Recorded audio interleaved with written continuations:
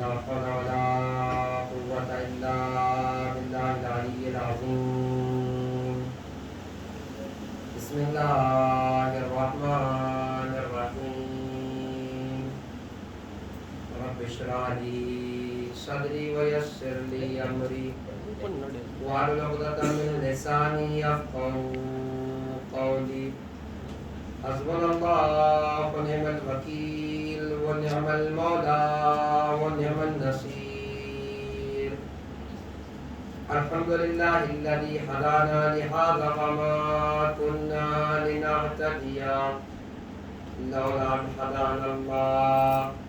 لقد جاءت رسل ربنا بالحق.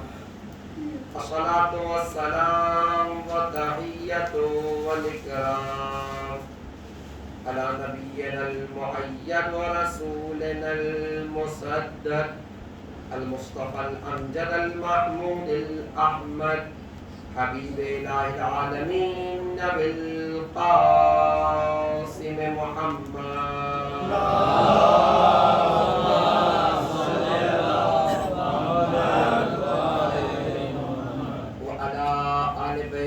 الطيبين الطاهرين المعصومين ولعنة الدائمة على أعدائهم ومعاندهم وظالمهم وغاصب حقوقهم ومنكري فضائلهم وشاكين فيهم أجمعين.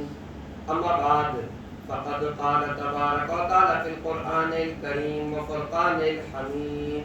بسم الله الرحمن الرحيم. يا أيها الرسول بلغ ما أنزل إليك من ربك وإن لم تفعل فما بلغت رسالته والله يعصمك من الناس إن الله لا يهدي القوم الكافرين.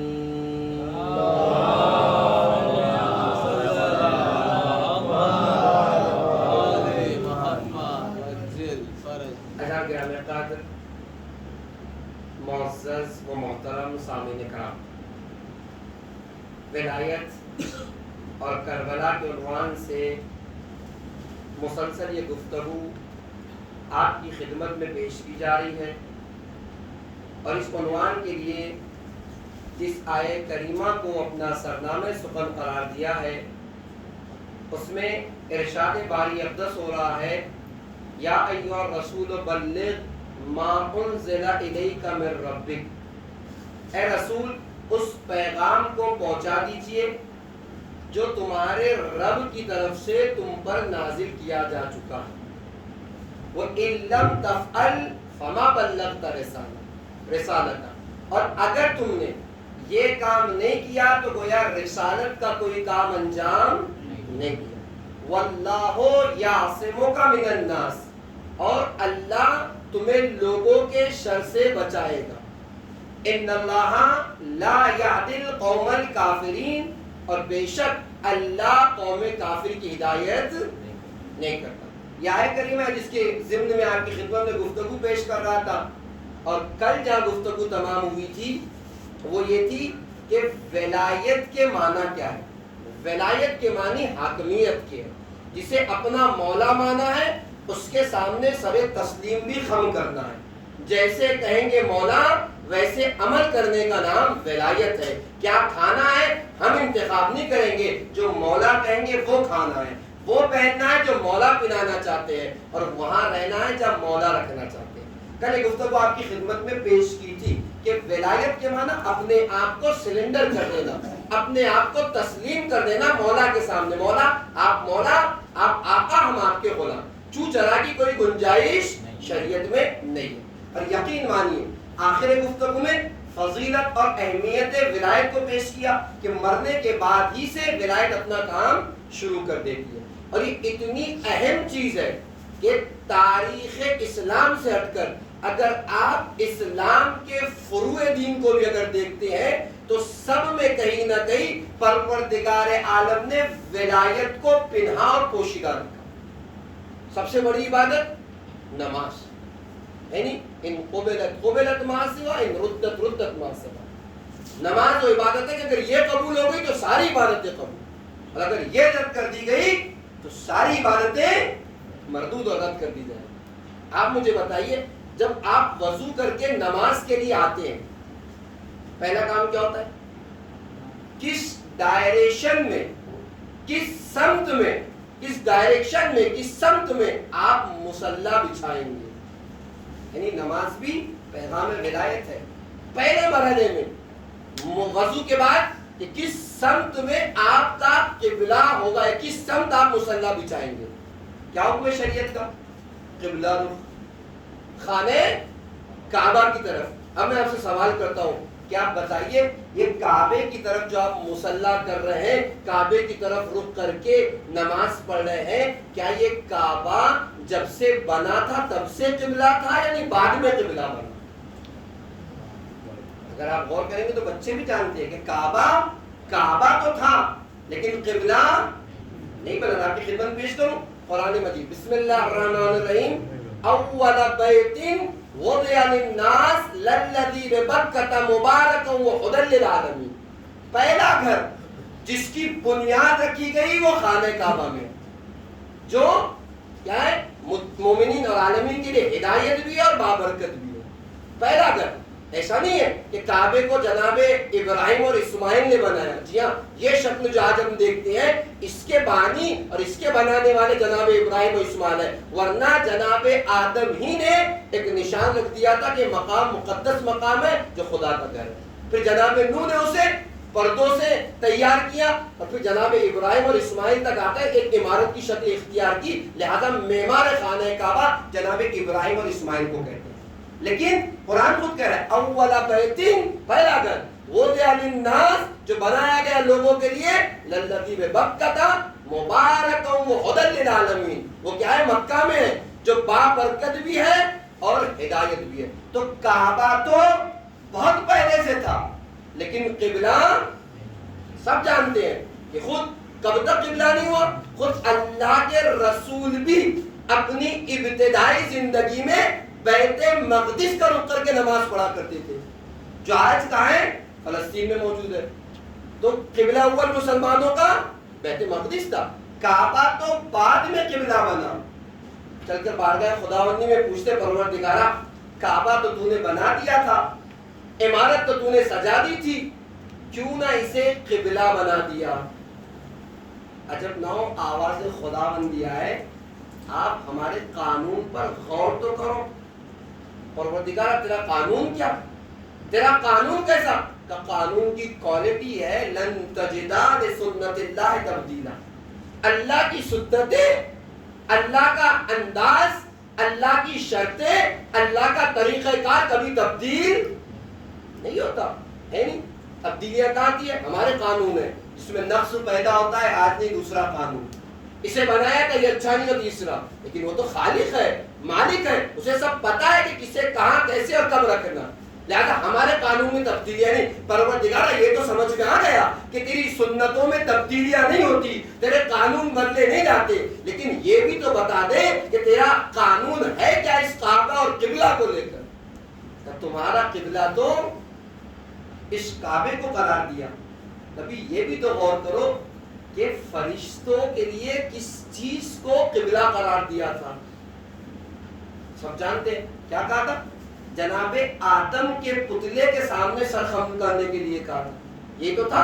اور کیا کہا تھا؟ جیسے ہی میں اس میں اپنی روح پھونکوں گا.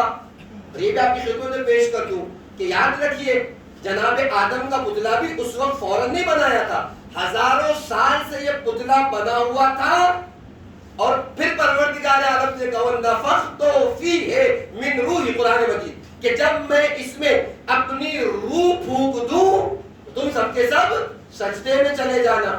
سجدہ جناب آدم کا نہیں تھا، غیر خدا کا سجدہ شرک ہے. سجدہ جناب آدم کا نہیں تھا، قبلہ جناب آدم بنے تھے. پروردگارہ نتیجہ کیا؟ نتیجہ یہ نکلا کہ جناب آدم کی باڈی، جناب آدم کا اسٹیچو، جناب آدم کا پتلا بھی پروردگار عالم نے ہزاروں سال پہلے بنایا تھا. لیکن اس وقت تک اسے فرشتوں کا قبلہ قرار نہیں دیا جب تک اس میں روح نہ پھونکتی ہو. یعنی بات واضح ہو گئی، عمارتیں بہت پہلے بنائی جاتی ہے، پتلے بہت پہلے بنائے جاتے ہیں، تب تک اسے قبلہ نہیں بنایا جاتا جب تک اس میں روح پھونک نہ دی جائے. تو دو باتیں ہیں، عمارتیں تو تیار ہوتی ہے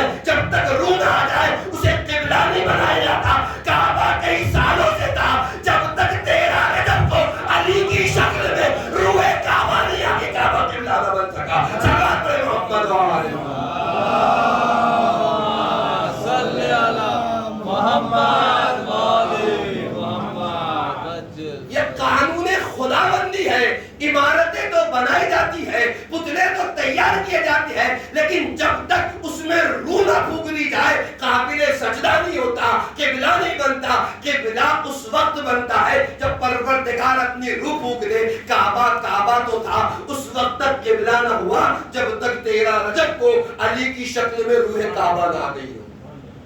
میری طرف سے نہیں، خطابت کے جملے نہیں ہیں، میں آپ کی خدمت میں پیش کروں گا کہ یہ فکر سب سے پہلے کس نے پیش کی. اور ایک جملہ اس دن کی تقریر میں آیا تھا اور کہا تھا کہ پھر کبھی بات آئے گی تو پیش کروں گا.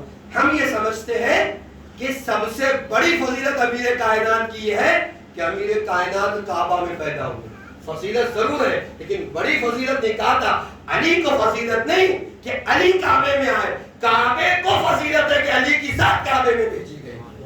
جملہ اس دن کہا تھا ان دونوں باتوں کو کہ کعبے کے لیے فضیلت کہ علی کعبے میں آئے، اور دوسرا جملہ آج کا جملہ کہ جب تک روح کعبہ علی کی شکل میں نہیں آ گئی کعبہ قبلہ. کس نے یہ فکر دی؟ آپ سوچے میں خطابت کر رہا ہوں یا شورا بعض اوقات کہتے تو شاعری نہیں. یہ فکر کسی اور کی نہیں، ہمارے آپ کے ابو الفضل عباس سرکار وفا حضرت عباس علیہ السلام کی تاریخ آپ کی خدمت پیش کروں. سرکار وفا کا اگر تذکرہ ہو نا ہمارے پاس تو صرف شجاعت کا تذکرہ ہوتا ہے، جبکہ ایسا نہیں ہے کہ مولا عباس کی ذات صرف شجاع تھی، آپ کی ذات عالم بھی تھی. اگر میرے پاس وقت ہوتا یا میرا موضوع ہوتا تو پیش کرتا کہ کس طریقے سے سرکار وفا کے علم کو ثابت کیا جائے، لیکن فی الحال اسے چھوڑتے ہیں. مشکل کیا ہوئی؟ شجاعت کے تذکرے تو ہمارے پاس کتابوں میں موجود ہیں، اس لیے شجاعت نہیں بھی جاتی ہے. آپ کے علم کا تذکرہ اس لیے نہیں ہوتا کہ آپ کی پوری زندگی میں سن 26 ہجری میں آپ کی ولادت ہے، 61 ہجری میں آپ کی شہادت کربلا میں. اس پورے دورانیہ میں جو بھی 34-35 سال بنتے ہیں کہیں بھی سرکار وفا سے کوئی خطبہ نہیں ہے، کہیں ان کے اقوال نہیں ہیں. ایک سوال تو آتا ہے کہ جب سرکار وفا کی ذات عالم تھی تو پھر ان کے اقوال کیوں نہیں تاریخوں میں، ان کے خطبات کیوں نہیں تاریخوں میں، ان کی باتیں کیوں نہیں؟ اس سے چونکہ ہے نہیں زیادہ پڑھی نہیں جاتی، اور جب پڑھی نہیں جاتی تو ہم صرف شجاعت کی حد تک ہی سرکار وفا کو پہچانتے ہیں. لیکن اصل مسئلہ یہ ہے یہ خاندان اہل بیت کا ادب تھا کہ جب بھی بڑا موجود ہو چھوٹا لب نہیں ہلایا کرتا. اور لہذا ہوا کیا سرکار وفا کی زندگی کا ایک حصہ، میں نے کہا 26 میں آپ کی ولادت ہے، 40 ہجری میں امام علی کی شہادت، 14 سال بابا کی زیر نگرانی رہے، اور جب رہے بابا کے ساتھ رہے. 14 سال تک زبان اس لیے نہیں کھولی کہ بابا کے احترام میں خاموش ہے. ہمارے پاس تو شریعت میں بھی ہے کہ اگر عالم بیٹھا ہوا ہو تو آپ کی ذمہ داری اس کے سامنے بول کر اپنا دین بتانا نہیں، اپنا علم بتانا نہیں، بلکہ خاموشی سے بیٹھو اس کی باتوں کو سنو، ہے نہیں؟ تو ہمارے پاس تو ادب کا طریقہ ہے. 14 سال تک بابا کے احترام میں خاموش رہے. 40 ہجری سے 50 ہجری تک بھائی حسن کی امامت میں دن گزارے. 10 سال تک بھائی حسن کا احترام کیا، لب نہیں کھولے. اور پھر 50 ہجری سے 61 ہجرہ 61 ہجری تک بھائی حسین کی امامت میں رہے، لب نہیں کھولا. موقع ہی نہیں ملا کہ اماموں سے ہٹ کر زندگی گزارتے. امام حسین سے پہلے شہادت ہے سرکار وفا کی. اگر وقت ملتا تو پتا چلتا کہ سرکار وفا نے کیا کچھ نہیں کہا، آپ کی شخصیت کتنی عالمانہ شخصیت ہے. لیکن افسوس اس بات کا ہے کہ جب بھی رہے کبھی بابا کی قیادت میں رہے، کبھی بھائی حسن کے ساتھ رہے، کبھی بھائی حسین کے ساتھ رہے، احترام کا تقاضا تھا جب بھی رہے خاموش رہے. ان ساری باتوں کے بعد ایک خطبہ تاریخ نے لکھا جسے سرکار وفا اس بات کی خاطر آپ کہنے پر یوں کہہ دیا جائے مجبور ہوئے کہ زمانہ امام حسین کو مجبور نہ سمجھے.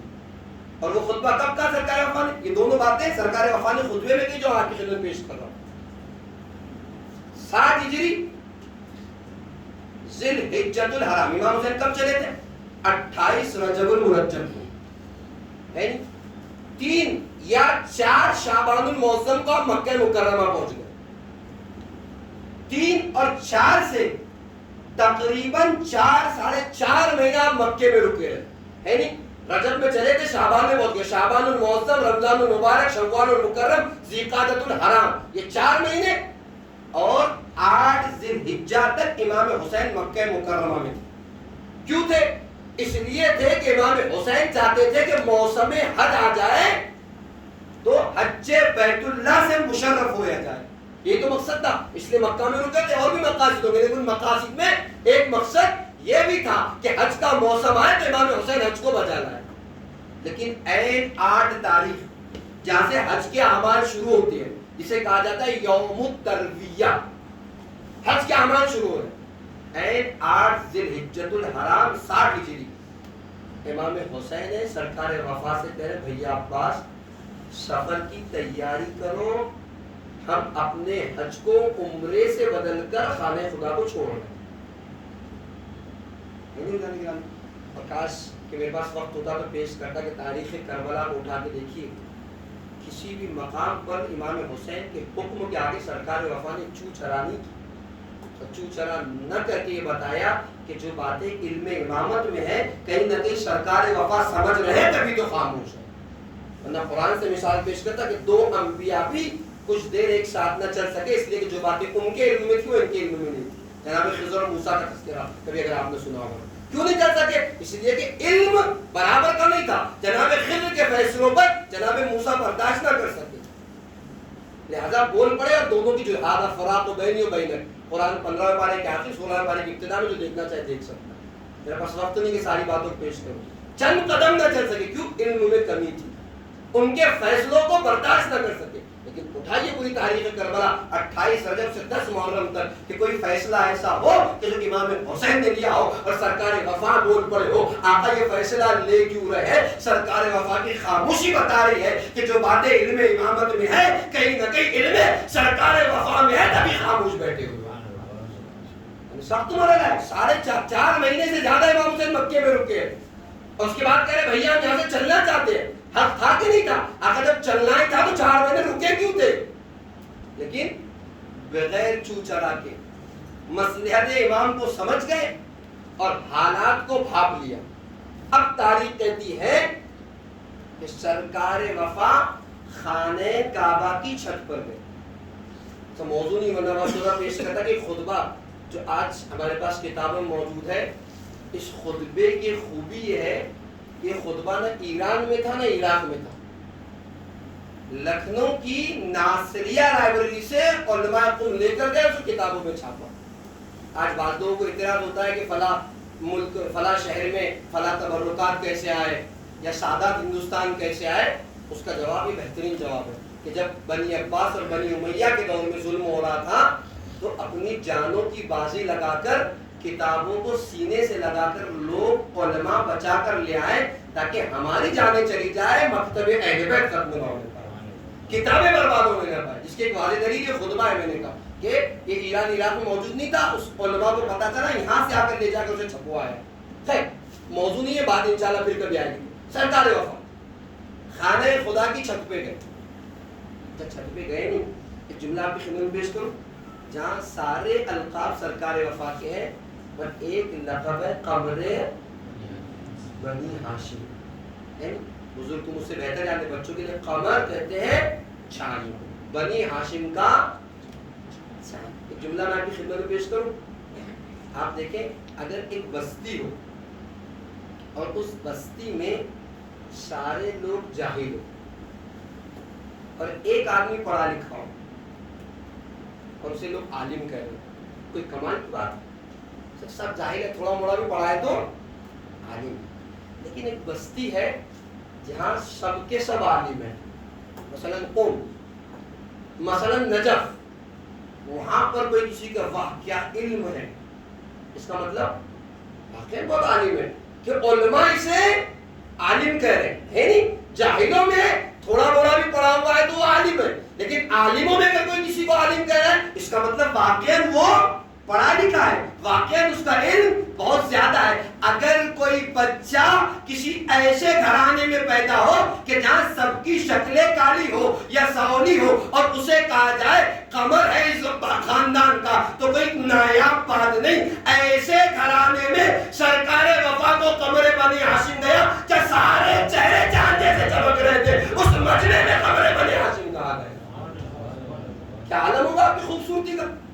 کیا جمال ہوگا آپ کے چہرے کا؟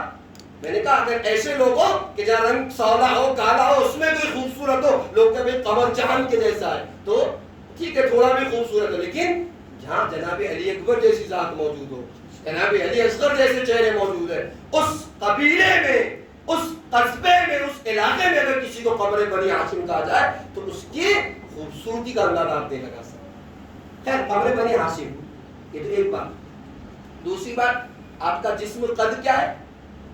قد و قامت کے لیے تو آپ سنتے ہیں نا مسائل میں، سرکار وفا جب اپنے راہوار پہ سوار ہوتے تھے، اپنے گھوڑے پر سوار ہوتے تھے تو آپ کے پیر زمین پر خط دیتے تھے، اتنے بلند قامت تھے۔ یہ پیش اس لیے کر رہا ہوں کہ اس کعبے کی اس منظر کو دیکھیے گا کہ جہاں سارے حاجی کعبے کے پاس آ چکے ہیں اور عباس جیسا وجیح چہرہ، خوبصورت چہرہ، صرف چہرے خوبصورت نہیں بلند قامت بھی تھے، اور خانہ خدا کی چھت پہ گئے نہیں، ہیومن سائیکالوجی کا استعمال کیا، انسانی نفسیات پر ہاتھ رکھا۔ کیا انسانی نفسیات ہے؟ ایک چیز آپ پڑھیں، ایک چیز آپ سنیں، وہ آپ کو کم یاد رہتی ہے، لیکن ایک چیز آپ دیکھیں وہ زیادہ یاد رہتی ہے نہیں؟ 10 بار میں آپ کے سامنے سورہ یوسف پڑھ کے سناؤں ترجمہ تو شاید کم یاد ہے، لیکن ایک بار آپ سیریل دیکھ لیں جناب مختار کا، جناب یوسف کا، نقش ہو جاتا ہے نہیں؟ تو جو چیز دیکھی جاتی ہے وہ زیادہ دنوں تک ذہن میں۔ سرکار وفا نے ایک ہاتھ خانہ کعبہ کی طرف کیا اور ایک ہاتھ کو امام حسین کے خیمے کی طرف کیا۔ اور اب شروع کرتے ہیں ہیومن سائیکالوجی، صرف کہا نہیں بتایا بھی ہے۔ میں نے کہا وجیح چہرہ، خوبصورت چہرہ، لوگوں کی نگاہیں ٹھہر گئی تھی، قد بھی بہت زیادہ بلند تھا۔ اس کے بعد سرکار وفا نے پہلا جملہ کہا بسم اللہ الرحمن الرحیم الحمدللہ الذی شرف ھذا بقدوم ابیہ، ساری تعریفیں اس خدا کے لیے جس نے کعبے کو شرف بخشا حسین کے بابا کے ذریعے سے۔ کیا جملے؟ الحمدللہ الذی شرف ھذا بقدوم ابیہ، ساری تعریفیں اس خدا کے لیے جس نے کعبے کو شرف بخشا حسین کے بابا کے ذریعے سے۔ اب غور کر، میں نے آپ کی خدمت میں پیش کیا تھا کہ علی کو شرف نہیں کہ علی کعبے میں آئے، کعبے کو شرف ہے کہ علی جیسی ذات کعبے میں آئے۔ یہ فکر کس کی ہے؟ سرکار وفا کیا کرے؟ الحمدللہ الذی شرف ھذا بقدوم ابیہ، ساری تعریفیں اس خدا کے لیے جس نے کعبے کو شرف بخشا حسین کے بابا کے ذریعے سے۔ ایک جملہ آپ کی خدمت پیش کروں، جو بابا حسین کا ہے وہ بابا عباس کا ہے بھی کہ نہیں؟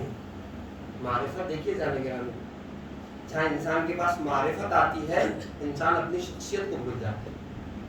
جو بابا حسین کے ہیں وہی بابا تو عباس کے بھی ہیں، لیکن سرکار وفا نے یہ نہیں کہا ساری تعریفیں اس خدا کے لیے جس نے کعبے کو شرف بخشا میرے بابا کے ذریعے سے، بلکہ امام حسین کی طرف اشارہ کر کے کہتے ہیں ساری تعریفیں اس خدا کے لیے جس نے کعبے کو شرف بخشا حسین کے بابا کے ذریعے سے۔ وہ سرکار وفا بتلا رہے تھے کہ جب امامت صاحب میں کھڑی ہو تو ہماری حیثیت ہی کیا ہے۔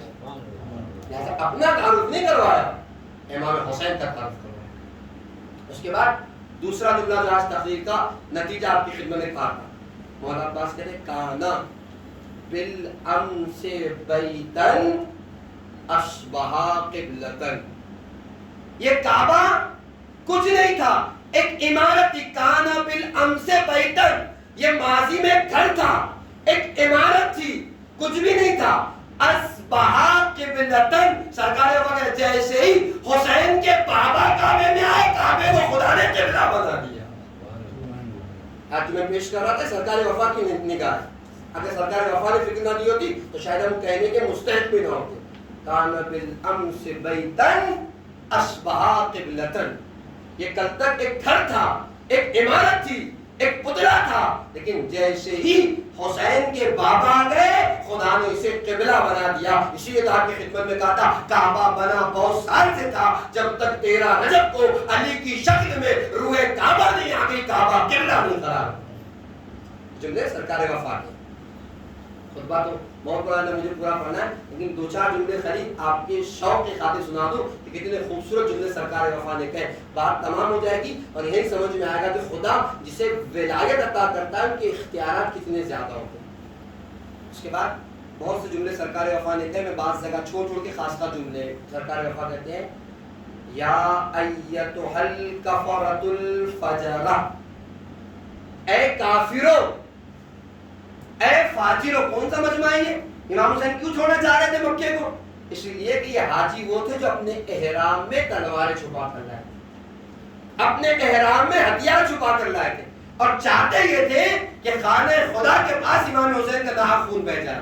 اور امام حسین جانتے تھے کعبہ امن کی جگہ ہے، اگر آج ناحق خون کی قطریں کعبے کے پاس گر گئی تو تا قیامت کعبے کا امن خراب ہو جائے گا. لہذا اپنے حج کو عمرے میں بدل کر سرکار امام حسین نکلنا چاہ رہے ہیں.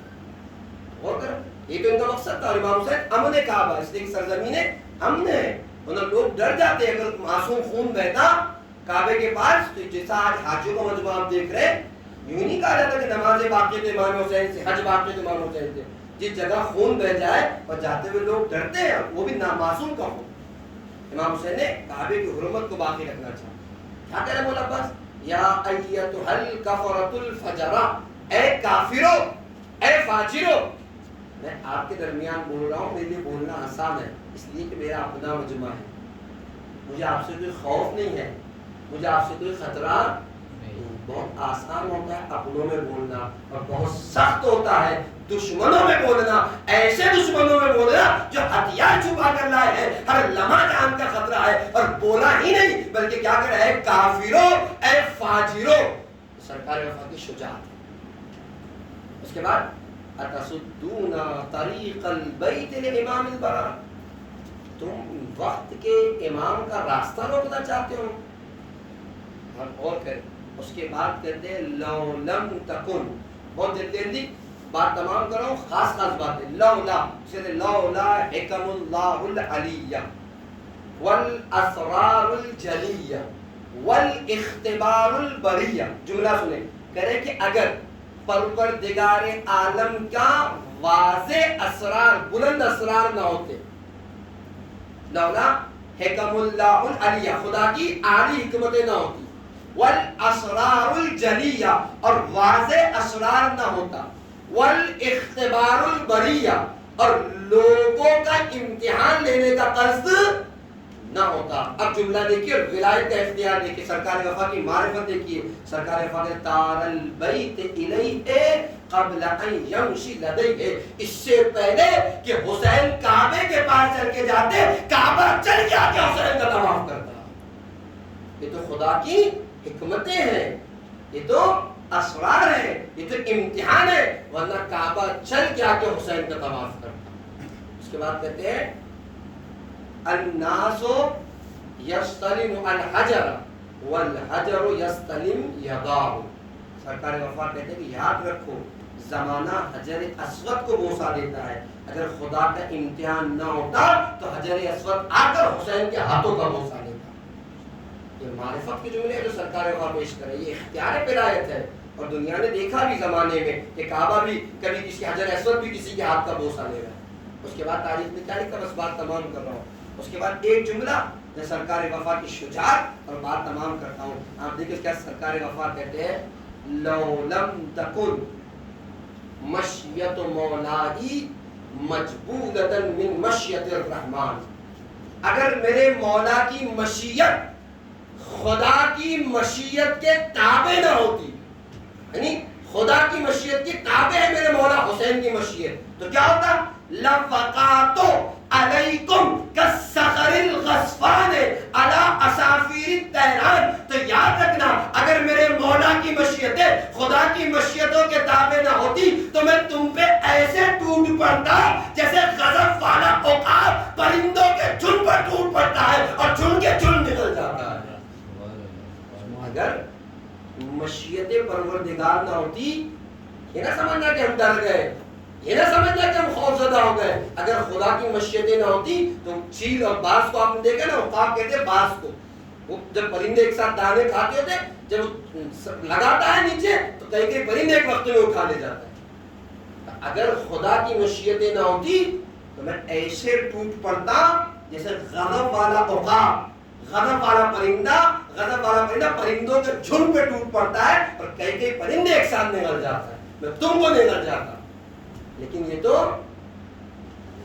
مولا کی مشیت ہے جو خدا کی مشیت کے تابع ہے.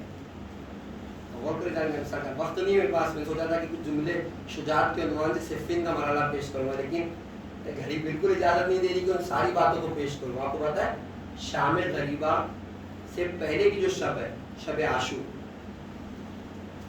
شب عاشور میں خیام حسین کیا ہوتا ہے؟ مصائب کی منزل میں ایک جملہ آپ کی خدمت میں پیش کر کے آگے پڑھا اور بس مصائب پیش کروں. اس کے بعد شب عاشور خیام حسین میں کیا ہوا تھا؟ اصالتاً تو جنگ تاسوعا کو شروع ہو گئی تھی 9 محرم، لیکن امام حسین نے کہا بھائی آپ پاس جاؤ ایک شب کی مہلت لے آؤ.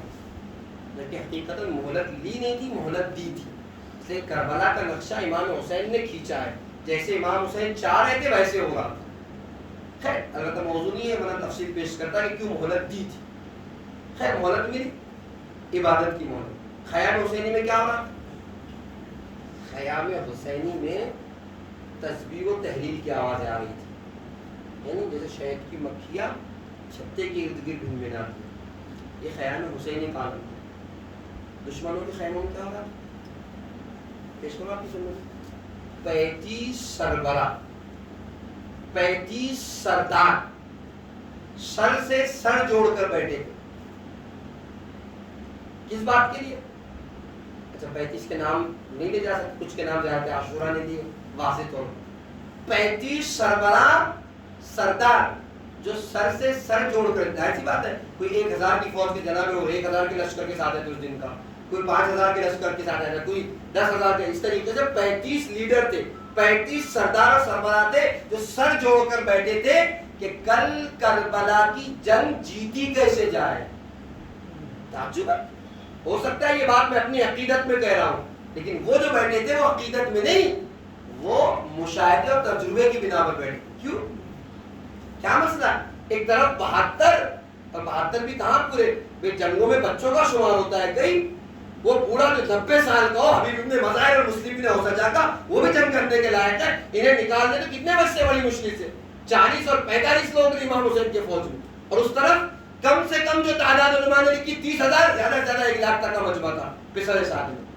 ایک طرف 30,000 بھی اگر کم والی تعداد مان لی جائے، 30,000 کا مجمع، ایک طرف 40 اور 35 لوگ، اور سارے فوجی اس بات، سارے سردار اس بات کے لیے پریشان ہیں کہ کل جنگ جیتی کیسے جائے. کون سی چیز تھی جو انہیں اس بات پر مجبور کر رہی تھی کہ پلاننگ کرے کہ کل جنگ جیتی کو جائے؟ کسی اور کا ڈر نہیں، واحد سرکار وفا کا خوف تھا کہ رات بھر سوچنے پر مجبور تھے کہ جنگ جیتی کیسے جائے. ہو سکتا ہے میں اپنی عقیدے سے بول رہا ہوں، لیکن ان کا عقیدہ نہیں، ان کا مشاہدہ. کہاں ہے مشاہدہ؟ صفین کا مارے کا. میں نے کہا 26 میں سرکار وفا کی ولادت ہے، 37 ہجری میں جنگ صفین، تقریباً 11 سے 12 سال کا سن مبارک.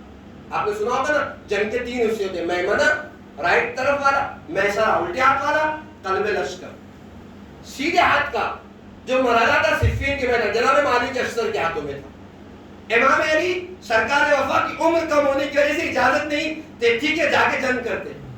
سرکار وفا جناب مالک اشتر کے پاس، جناب مالک اشتر کو تیار کیا کہ آپ اپنی طرف سے مجھے اجازت دے رہے ہیں. تاریخ کے جملے کہ آپ کے سامنے عین تاریخ پیش کروں اور آپ ان 35 کا درد دیکھیں کہ کہاں سے پتا چلا اور کیوں اتنے خوف زدہ تھے. تاریخ کہتی ہے کہ سرکار وفا کے چہرے پر نقاب آپ نے ڈالی اور صفین کے میدان میں آ گئے. ہوا کیا؟ ہوا یہ تھا کہ جب لوگوں نے، ہوتی کیا تھی جنگوں کا اصول کیا تھا؟ ایک آپ کا ایک ہمارا، تن متن جنگ جسے کہتے ہیں. ابھی بعد میں مرحلہ آتا ہے کہ سب ایک دوسرے کے اوپر حملہ ہو رہے. جب تلوار چلانا شروع کی، چہرے پہ نقاب ہے، تو لوگوں نے دیکھا کہ یہ انداز تو ہو بہو علی کا سا ہے. غور پہ جانتا ہے بالکل، اس لیے کہ ظاہر سی بات ہے سارے جنگوں کے اصول سرکار وفا نے اپنے بابا امیر کائنات سے سیکھے تھے. وہی ہنر، وہی ڈھنگ. جیسے تلوار، عرب میں 2-3 چیزیں بہت زیادہ اہمیت کی حامل ہوتی تھی. ایک شاعری اس دن کا آپ کی خدمت میں، اور ایک تلوار چلانے کا ہنر، اور ایک خاص دستور بھی تھا آپ کی خدمت میں پیش کروں. اور آج بھی ہمارے پاس اس قسم کا مزاج ہے، جب کسی کی تلوار چلانا اس کی ضرب کاری ہوتی تھی تو عرب والے اپنی تلواروں پر اس کا نام کندہ کر دیتے تھے. آج بھی ہمارا بیٹسمین فلاں بیٹسمین بہت اچھا ہے, اچھا ماسٹر بلاسٹر ہے, اس کی آٹوگراف کے ساتھ جو بیٹ استعمال ہوئے, اس کے فوٹو کے ساتھ. ان کی چونکہ شجاعت اور لڑنا اور جھگڑنا ان کا شوق تھا تو تلواروں پر نام کندہ کرتے تھے. اور تاریخ میں لکھا تقریباً 100 سال تک سرکار وفا کے نانا پردانا جناب عامر کا نام عرب کی شجاعت کی تلوار شجاعت پر نام لکھا ہوا تھا. 100 سال تک عامر نام لکھا تاریخ نے. ملاعب الالسنہ کا خطاب تھا, کھیل کھیل میں نیزہ چھین لیتے تھے. اور 100 سال کے بعد 2 ہجری میں جب پہلی مرتبہ امیر کائنات نے تلوار چلائی نا, تب عرب والے مجبور ہوئے کہ اب ان تلواروں سے یہ نام ہٹا کر علی کا نام لکھ دیا جائے. 2 ہجری میں جب امیر کائنات تلوار اتنی کاری تھی اور لوگ جانتے تھے, لیکن سرکار وفا نے تلوار چلانا شروع کی تو انداز ہو بہو علی کا ساتھ تھا.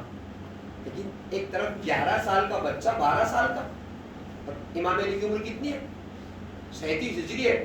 40 میں آپ کی شہادت, تقریباً 50 سال کی عمر. ایک بدن سے تو سمجھ میں آتا ہے نا کہ ایک بچہ 11 سال کتنا بھی قوی ہیکل رہا ہوگا سرکار وفا کا, تو بھائی 11 سال کا بچہ اس 50 سال کے شخص کی برابری تو نہیں کر سکتا.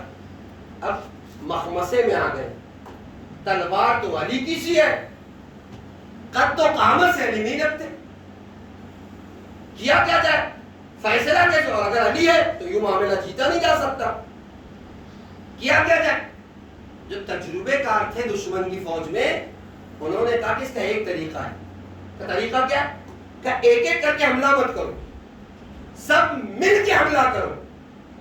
اگر کوئی اور ہوگا تو بھاگ جائے گا, علی ہوں گے تو کبھی بھاگا نہیں ہے, قدم ٹکا کر لڑتے رہیں گے. ہم سمجھ لیں گے علی ہے کہ کوئی اور. اب تاریخ کہتی ہے اب تن بدن چھوڑا اور فوجوں میں مل کر سرکار وفا پہ حملہ کیا. سرکار وفا یہ بھی عباس ہے, علی کے بیٹے ہیں, گھوڑے کو محموز کیا, فوجوں میں داخل ہوئے. اینے تاریخ کا جملہ کہہ رہا ہوں, ایسے سر کٹ رہے تھے جیسے موت کی چچھی چل رہی ہو.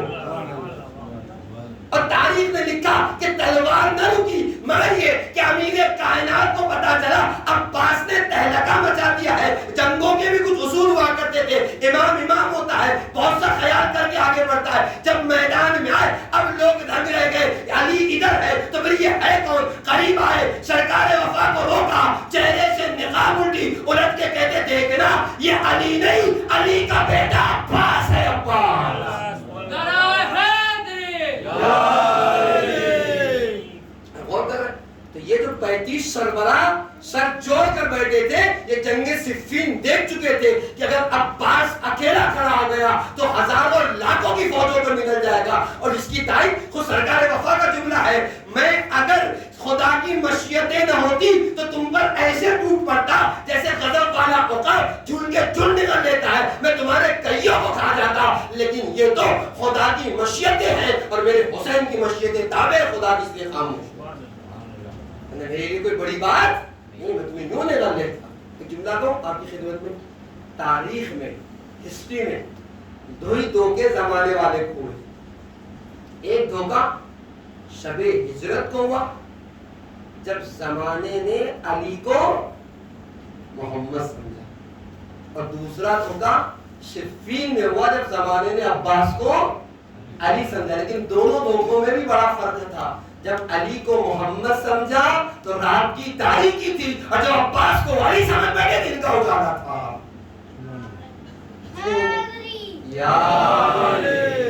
کتنی شفاعت جان گرامی, تو سرکار وفا ہے. لوقات علیکم کالصخر الغصبان علی صافی الطیران. اگر میرے مولا کی مشیت, خدا کی مشیت کے تابع نہ ہوتی تو میں تم پہ ایسے ٹوٹ پڑتا جیسے غضب والا عقاب پرندوں کے جھنڈ ٹوٹ پڑتا اور جھنڈ کے جھنڈ نکل جاتا. بات تمام ہو گئی. اس کے بعد سرکار وفا کہتے جلدی جلدی وقت ختم ہو گیا, کہتے کل جو غلطی قریش والوں نے کی تھی وہ غلطی آج تم کر رہے ہو.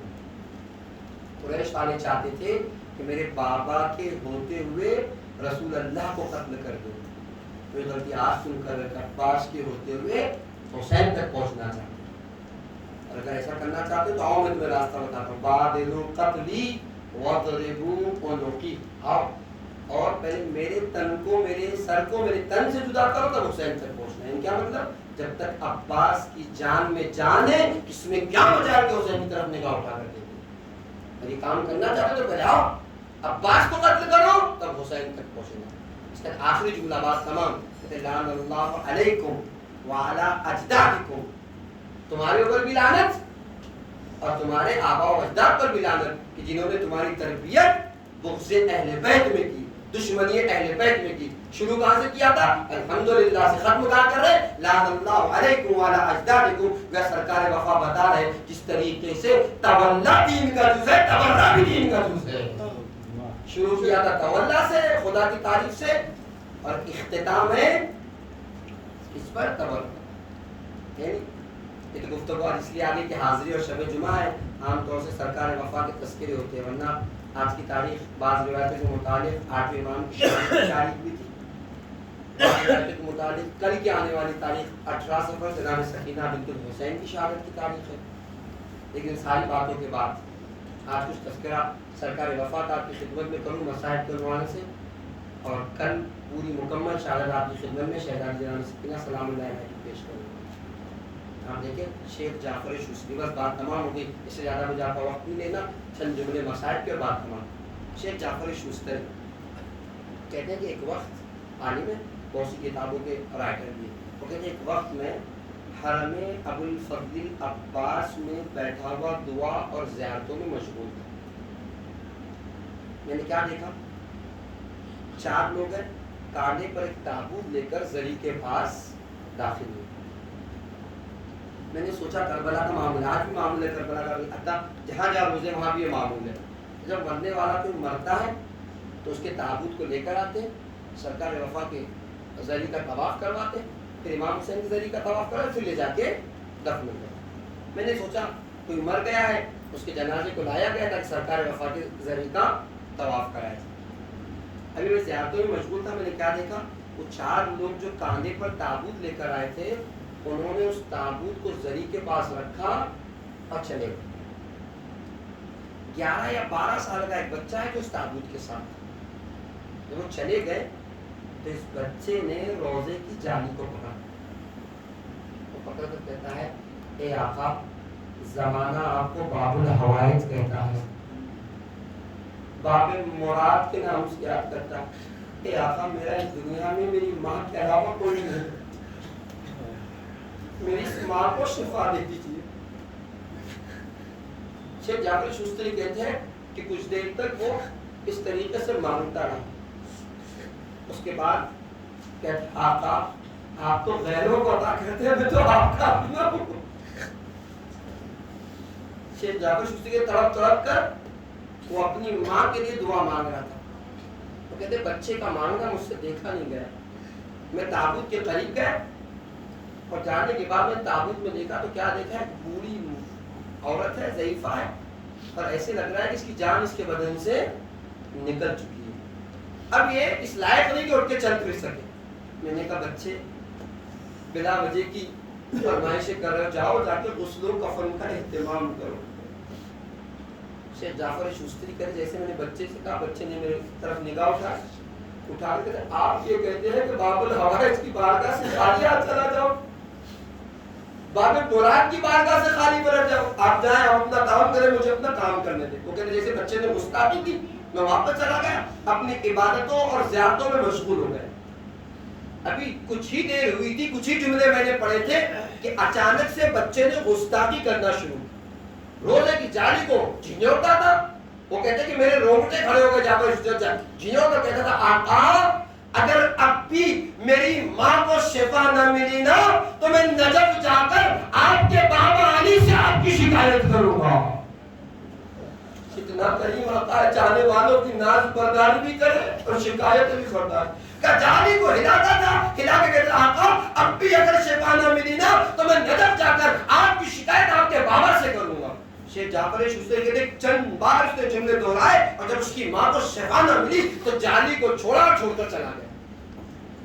پھر اپنی عبادتوں میں، اپنی زیارتوں میں مشغول ہو گیا. ابھی کچھ ہی دیر گزری تھی کہ میں نے کیا دیکھا؟ تابوت میں حرکت ہوئی. تابوت میں حرکت نہیں ہوئی، ضعیفہ اٹھ کر بیٹھ گئی، بیٹھی نہیں ابھی کھڑے نہ ہو پائی تھی کہ بچہ بھی حرم میں داخل ہوا. ماں نے بچے کا ہاتھ پکڑا، ہاتھ نہیں پکڑا، سرکار وفا کے روزے کا طواف کرنا شروع کیا اور ماں کہتی جاتی تھی اے زینب کے بھائی عباس تیرا شکریہ.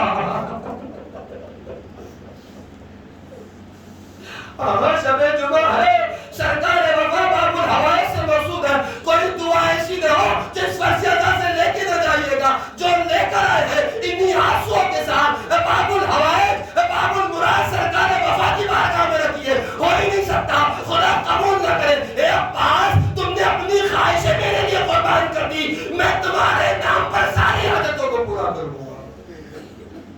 بچے کا ہاتھ کو پکڑا، طواف کرتی جاتی تھی، کہتی جاتی تھی اے زینب کے بھائی عباس تیرا شکریہ تو نے مجھے شفا عطا کی. کہ جب طواف کر کے یہ دونوں چاہتے تھے کہ ذریع سے باہر نکلے، شیخ جعفر شستری کہتے میں جلدی سے آگے بڑھا، بچے کے ہاتھ کو پکڑ لیا. پکڑ کر میں نے پوچھا بیٹا بتاخر ہے تم نے اپنی ماں کو شفا دلائی دی؟ پھر وہ میرے چہرے کو دیکھ کے کہتا ہے آپ بھی تو کہتے تھے نا غسل و کفن کا اہتمام کروں، مانگنے کا سلیقہ ہونا چاہیے. جعفر شستری کہتے ہیں ٹھیک ہے میں نے تمہاری بات مان لی، لیکن یہ بتاؤ تو صحیح تمہاری ماں کو شفا ملی کیسے؟ وہ کہتا ہے جب میں نے جالی کو پکڑا اور پکڑ کے کہا آقا اگر اب بھی شفا نہ ملی تو میں نجف جا کر آپ کے باب علی سے آپ کی شکایت کروں گا. یہ کہہ کر میں نے جالی چھوڑی اور نجف کے راستے پر چل پڑا. ابھی کچھ ہی دور گیا تھا کہ ایک گھوڑا سوار میرے قریب آیا اور میرے قریب آ کر کہتا ہے اے بچے کہاں جا رہے ہو؟ کہ نجف جا رہا ہوں. کس لیے جا رہے ہو؟ کہ میں مولا عباس آقا عباس کی شکایت ان کے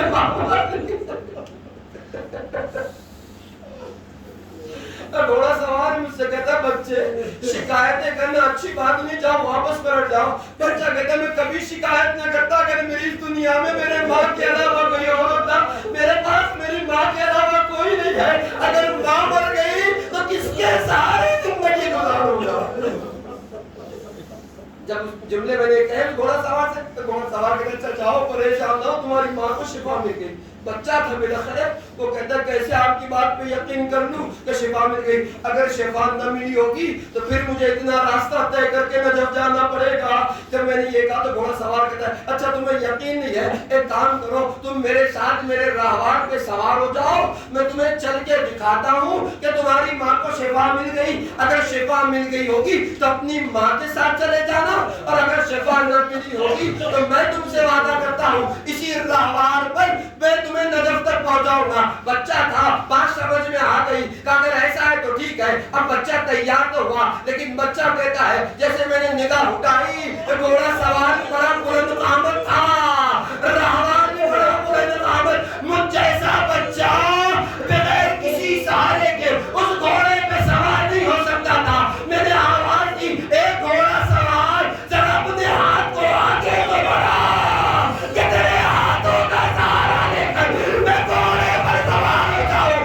آنے والے نے آواز دی اے عباس کے نام پہ مانگنے والے، عباس اپنے ہاتھوں کو کربلا میں دے چکا. اجرک اللہ تو جہاں جملوں کی اور رحمت ہے بس اجازت دے دے. ہاں یہی تو فرق تھا نا سارے شودا میں اور سرکار وفا میں. ہر شہید جب گھوڑے کی پشتے زمین پر آیا تھا نا تو ہاتھ موجود تھے لیکن حوالی کا نام جب پشتے پر سے زمین پر آیا ہے ہاتھ موجود نہیں تھے، منہ کے بل زمین پر گر پڑے. اللہ بس مسائب تمام ہو گئے. مختل کہتا ہے جب سرکار وفا چلے تھے نا تو جناب سکینہ نے بچوں کو جمع کیا تھا. اے بچوں اور میرا چچا پانی لانے کے لیے جا رہا ہے. اے بچے ہاتھ میں ننھے ننھے کوزہ لیے ہوئے، چھوٹی چھوٹی پیالیاں لیے ہوئے حوالہ تھے. جیسے جیسے علم جھکتا تھا نمودار ہوتا تھا بچوں کو آس دیتی جاتی تھی. لیکن یہ مرحلہ وہ مرحلہ تھا جب سرکار وفا گرے نا، علم مبارک گر گیا نا، سکینہ کی آس ٹوٹ گئی تھی، بچوں کی آس ٹوٹ گئی تھی. لیکن جب امام حسین آئے ساری باتوں کو چھوڑ رہا ہوں اور دوبارہ جب سرکار وفا کے لاشے کو فرات پر چھوڑا، علم کو اٹھایا، اٹھا کر خیمے کی طرف چلے، جناب سکینہ کی نگاہ پھر سے علم پہ پڑی. آواز دے کے آؤ بچوں میرا چچا پانی لے کر اجرکم اللہ. صاحب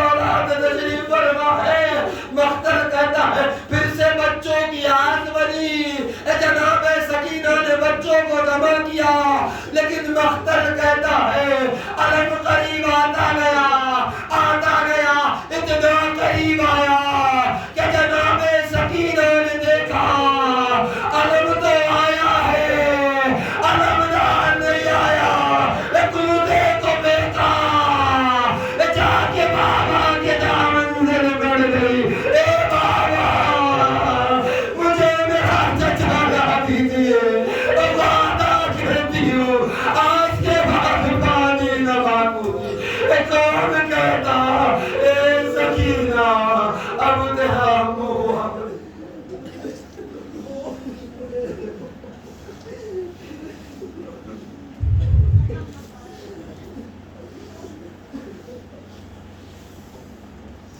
رحمة الله على القوم الظالمين سيعلم الذين ظلموا أي منقلب ينقلبون إلهي بحق الأبرار بها وبالها وبنيها سر المستودع في پروردگارا ہمارے آنسو کو رومال شہزادی میں لگا عنایت فرما ہمارے آنسو کو تسکین شہزادی کا ذریعہ قرار دے قلب نازنین امام کو مستراضی خوشنود فرما امام کی دعاؤں میں شامل حال فرما غیبت امام میں اپنی ذمہ داری کو پورا کرنے کی توفیق کرامت فرما میرے معبود آج کی شب دعا ہے شب مغفرت ہے میرے معبود ہمارے گناہ کبیرہ و صغیرہ کو معاف فرما ہمارے والدین کے گناہ کبیرہ و صغیرہ کو معاف فرما ہمارے مرحومین کے گناہ کبیرہ و صغیرہ کو معاف فرما اپنے جوار معصومین علیہ السلام میں لگا عنایت فرما میرے معبود سے واسطہ ہے محمد والے محمد کا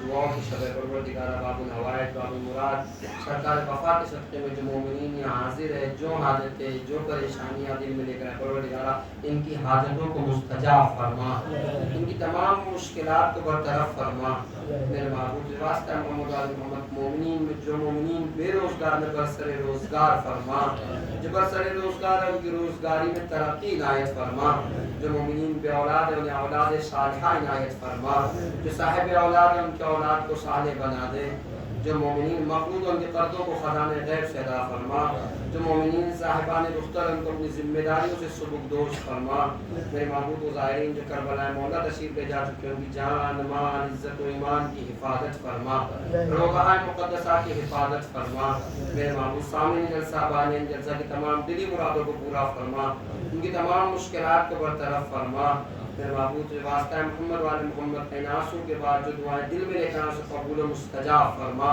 جو دعائیں رہ گئی اسے قبول و مستجاب فرما جن حضرات نے فرش عذاب اور آنسوؤں کے بعد دعا کی گزارش کی تمام دلی دعاؤں کو مستجاب فرما میرے معبود اہم ترین دعا ہے منتقم خون امام حسین یوسف طہرا امام زمانہ کے ظلم تعجیل فرما امام کے مخلص غلاموں میں ہمارا شمار فرما ربنا تقبل منا انک انت السمیع العلیم مادر حسین